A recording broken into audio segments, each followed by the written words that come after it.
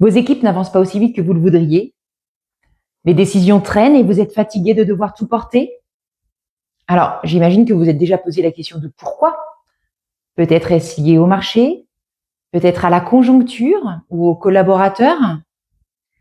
Mais il y a une piste qu'on explore rarement et que je rencontre très souvent en coaching, c'est que parfois ce qui freine, c'est juste la façon de piloter.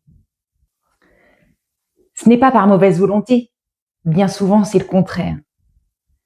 Ce qui ralentit l'entreprise, ce n'est pas non plus le manque d'efforts. Bien souvent, c'est au contraire le trop d'efforts au mauvais endroit. Est-ce que vous reprenez la main sur certains sujets juste pour aller plus vite? Ou encore, vous arrive-t-il de répondre à des questions là où vos équipes auraient pu y répondre seules? Le micromanagement ne ressemble pas à de l'autoritarisme. Il prend souvent la forme de conscience professionnelle. Mais ce réflexe a un coût. Et ce coût, on ne le mesure pas toujours.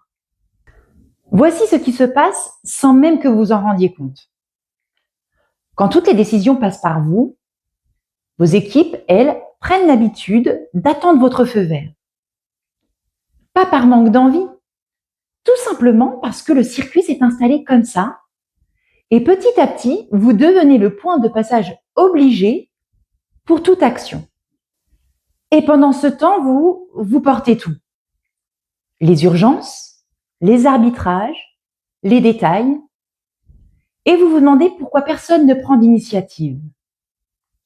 Alors que votre organisation, elle, est calée sur votre rythme, votre validation, votre présence.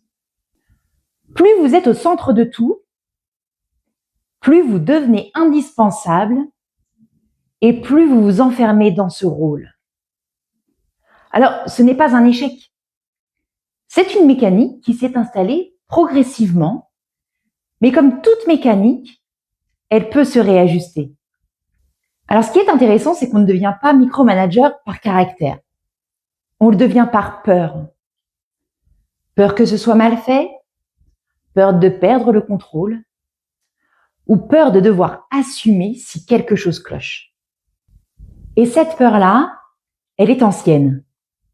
Vous savez, elle est du temps où vous étiez l'expert et où votre valeur, c'était votre capacité à faire mieux que les autres et plus vite que les autres.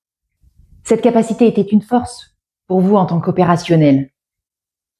Elle devient un frein maintenant que vous êtes dirigeant. Parce que le rôle change, mais le logiciel de tête n'a pas été mis à jour.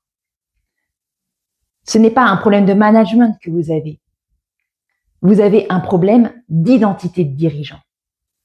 Je vous propose 3 axes pour pouvoir créer une rupture avec votre ancienne identité. Le premier, écrivez ce qui peut être décidé sans vous. Alors, c'est pas dans votre tête que ça se passe, c'est sur un papier.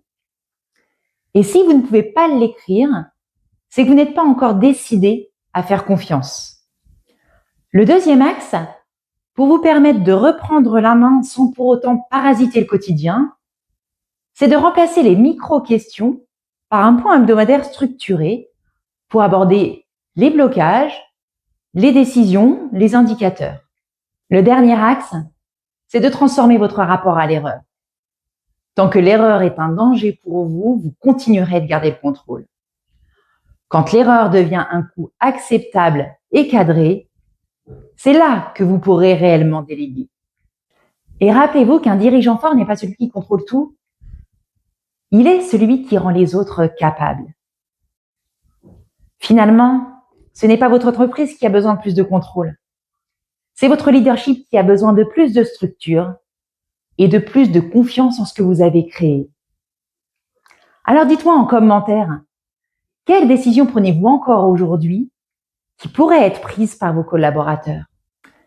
Et si vous avez besoin d'aller plus loin, si vous avez besoin de prendre du recul dans votre quotidien de dirigeant pour retrouver une posture confiante et alignée, eh bien contactez-moi, parlons-en. Le premier échange est offert, vous avez toutes mes coordonnées en dessous de cette vidéo. Et en attendant, n'oubliez pas que Deep Impact, c'est l'impulsion de la réussite à la hauteur de vos ambitions. Je vous dis à très vite.